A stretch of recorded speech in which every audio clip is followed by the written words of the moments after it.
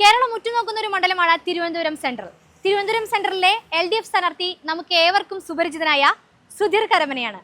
സുധീർ കരമനയോട് നമുക്ക് ഇലക്ഷൻ വിശേഷങ്ങൾ ചോദിക്കാം.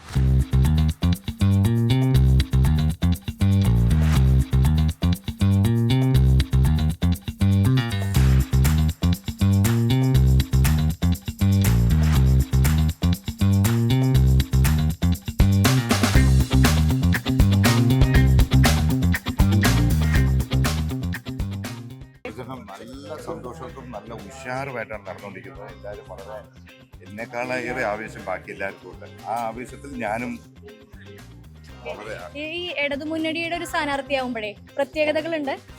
പക്ഷേ ഈ ഇടത് പക്ഷം തന്നെ തിരഞ്ഞെടുക്കാനുള്ള കാരണം എന്താ? പണ്ട് തൊട്ടിട്ടേ പ്രവർത്തകനാണ്. ഇടത് പക്ഷം ഞാൻ തിരഞ്ഞെടുത്തൊന്നുമല്ല, വളരെ കൊച്ചിലെ മുതൽ ഇടതുപക്ഷമാണ്. പ്രത്യേക ഒരു തിരഞ്ഞെടുക്കലൊന്നും അതിലേക്ക് വേണ്ടി വന്നിട്ടില്ല. ഞാൻ കലാലയ ജീവിതം മുതൽ ഇടതുപക്ഷമാണ്. 40 വർഷമായി. ഇനിയിപ്പോൾ പെട്ടെന്ന് വേറൊരു തിരഞ്ഞെടുക്കലിന്റെ ആവശ്യമുണ്ട്. അതെ, നമ്മൾ തദ്ദേശ തെരഞ്ഞെടുപ്പിനൊക്കെ കണ്ടതാണ്, സജീവമായിട്ട് ഈ രംഗത്തുണ്ടായിരുന്നു. പിന്നെ കൽപ്പറ്റയിൽ പോയ ഒരു വീഡിയോ ഈ അടുത്ത് വൈറലായിരുന്നു. അപ്പൊ ഈ ഗവൺമെന്റ് ഈ 10 വർഷം ചെയ്ത വികസനത്തിനെ കുറിച്ച് എന്താണ് പറയുന്നത്? അല്ല, ഞാൻ വളരെ ആവേശത്തോടെയും കൗതുകത്തോടെയും എപ്പോഴും കാണുന്നതാണ് വികസന പ്രവർത്തനങ്ങളും. സത്യം പറഞ്ഞാൽ ഒരു വശത്ത് മാറി നിന്ന് എപ്പോഴും എൻ്റെതായ ഒരു ക്രിറ്റിസിസം നടത്താൻ ആഗ്രഹിക്കുന്നവരാണ്. അത്തരത്തിൽ ക്രിറ്റിസിസം നടത്താൻ ആഗ്രഹിക്കുമ്പോൾ പലപ്പോഴും നമുക്ക് പറ്റാത്ത ചില മേഖലകളുണ്ട്. അതിൽ ഒന്നായിരുന്നു ഞാൻ കണ്ടിട്ടുള്ള ചൂരൽമലയിൽ നടന്നിട്ടുള്ള നമ്മളെ പ്രകൃതി ദുരന്തത്തിന് ശേഷമുണ്ടായ സർക്കാരിൻ്റെ പ്രവർത്തനം.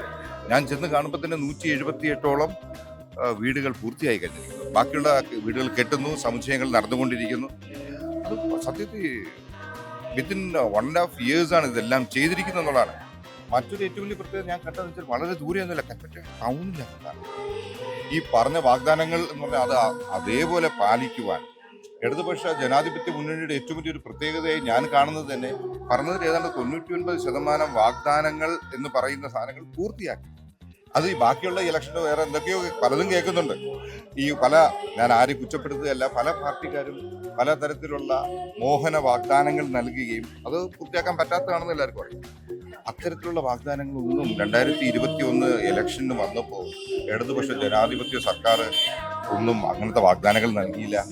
ഏറ്റവും കൂടുതൽ ബഹുമാനിക്കുന്ന പിണറായി സർക്കാരിനെ സംബന്ധിച്ചിടത്തോളം അതിൽ 99% പൂർത്തിയാക്കാൻ കഴിഞ്ഞാൽ സമയക്കുറവുകൾ കൊണ്ട് അവിടെ എല്ലാ കാര്യങ്ങളിലും വളരെ സജീവമായി പ്രവർത്തിക്കുന്ന ഒരു മുന്നണിയോടൊപ്പം സ്വതന്ത്ര സ്ഥാനാർത്ഥിയായി നിൽക്കുന്നതിൽ അങ്ങേറ്റത്തെ സന്തോഷമാണ്. അധ്യാപകനായിരുന്നു, പിന്നീട് സിനിമാ മേഖലയിലേക്ക് വന്നു. ഈ സ്കൂളുകളും സിനിമാ മേഖലയും ഉണ്ടായിട്ടുള്ള 10 വർഷത്തെ ഒരു മാറ്റം എങ്ങനെയാണ്? ഏറ്റവും നല്ല മാറ്റമല്ലേ?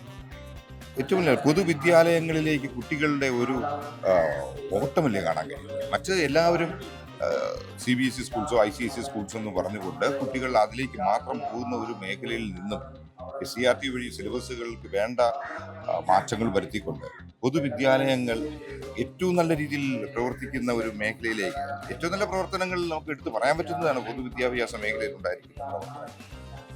അപ്പോൾ ഈ 10 വർഷം കൊണ്ടുണ്ടായിരിക്കുന്ന മാറ്റം, സാമ്പത്തികമായി ഒരുപാട് തരത്തിലുള്ള ഞെരുക്കങ്ങൾ ഉള്ളപ്പോഴും പോലും കിഫ്ബിയിൽ നിന്നും പൈസ എല്ലാം സംഭരിച്ചുകൊണ്ട് ഒരു തരത്തിലുള്ള പ്രവർത്തനങ്ങൾ നടത്തുന്നതിന് ഇടതുപക്ഷ ജനാധിപത്യ സർക്കാരിന് കഴിഞ്ഞു എന്നുള്ളത് പൊതുജനമായ ഞാൻ വളരെ സൂക്ഷ്മതയോടെ ഇതെല്ലാം വീക്ഷിക്കുന്നതാണ്. സിനിമാ രംഗമാണെങ്കിലും കഴിഞ്ഞ ഒരു 10 വർഷം വളരെ ക്രിട്ടിക്കൽ, ഒരുപാട് സംഭവങ്ങൾ ഉണ്ടായി. പക്ഷെ ഇടതുപക്ഷം ഇതിൽ നല്ല രീതിയിൽ ഇടപെട്ടു. അതെ, നല്ല രീതിയിലാണ് ഇടപെട്ടിരിക്കുന്നത്. ഇന്നേവരെ ഇടതുപക്ഷം ഇടപെട്ടതിനെ കുറിച്ചോ അതിലൊന്നും യാതൊരു വിധത്തിലുമുള്ള പേരുദോഷം ഇല്ലല്ലോ.